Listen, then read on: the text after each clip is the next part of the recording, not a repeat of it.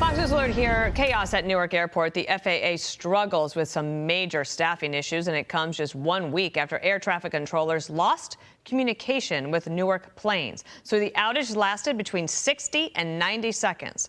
Here's how the tower controllers reacted when the incoming pilot asked for clearance. Listen up. We lost our radar, and it's not working correctly. Radar service terminates. Squawk VFR, green change approved. If you want a Bravo clearance, you can just call the towers when you get closer. Okay, I'll wait for that frequency from you, okay? Okay, no, the Squawk VFR, look up the tower frequencies, and we don't have a radar, so I don't know where you are. Let's bring in Matthew Whiz Buckley, FA-18 fighter pilot, former commercial airline pilot. It's the first time we've heard that audio. To me, it's very chilling. If you count by yourself 60 to 90 seconds, you think how long that is and how quickly these things are happening and moving. Get your thoughts as a pilot here. Good morning, Dana. Good morning, Bill. Obviously, 60 to 90 seconds when you're moving at hundreds of miles an hour is pretty critical. Sadly, this is going to get worse before it gets better. Our air traffic control system is based on radar from the 50s and 60s, and we got GPS in the late 80s, mid 90s. We are dealing with an antiquated system, and we are also dealing with folks that are overworked and can just randomly walk off the job. But Bill and Dana, the number one rule as an aviator in the front of one of these aircraft is don't hit anything. Don't hit another aircraft or anything attached to the ground. And as you and I, we've all been talking since the DC mishap, pilots have to see and avoid. So worst case scenario, if the radar does go down, eyeballs out of the cockpit, don't hit anything and maintain your altitude. So there are, default things that we can do if the radar goes down, but obviously not optimum. Are you saying this headline was worse than reality?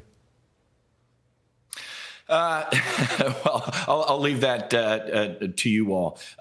Losing radar is just not good, especially in a congested area up in the Northeast. You never want to have this happen, but sadly, this is going to get worse before it gets better. Why? Secretary Duffy saying that we still use floppy disks and vacuum tubes in the air traffic control system. I'm old enough to remember those, but there are people on this planet that don't even know what that technology is. But it's sad that the government doesn't react until something is at a crisis and a breaking point. And even then, we're still stuck in lag and not reacting soon enough. Can you talk about the number of air traffic controllers that we have? Do we need more? Is the recruiting as big a problem as some suggest? And possibly even the pay, right? Because as I understand it, the entry level would be $47,000. They tried to figure something out for regions where cost of living is a little bit more expensive. But in terms of finding the right people to do these jobs, is that a problem? Well, Dana, talk about an antiquated air traffic control system. There's antiquated ages in the air traffic controller. So when the airlines got stressed years ago and said, hey, we need to raise the age for pilots, the retirement age went from 60 to 65. Mm-hmm. Air traffic controllers retire at 56. And if you read, it's because it's stressful and all that type of stuff. Last time I checked, flying an airliner full of hundreds of people is pretty darn stressful as well. So, and they also have an age ceiling of 31. You can't be older than 31 to be an air traffic controller. And I'm old. If I wanted to go back to fly for FedEx or American at this point, they would take me. I still have, well, I'm not going to age myself, but let's just say maybe 9 years left in aviation. So there's a lot of stuff in the air traffic control system on the personnel side that needs to be fixed. I'm old enough to remember Ronald Reagan. Yeah, I mean, you can go back to the 80s if you want with Reagan, but, you had a Clinton, right? We got Bush for 8 years. Obama 8 years, Trump, Biden, Trump. How did it get so bad when you understand that air travel in America has only gotten more popular? Mm-hmm. And I don't think we're... And more accessible. Yeah, I don't think we're going back against that trend either.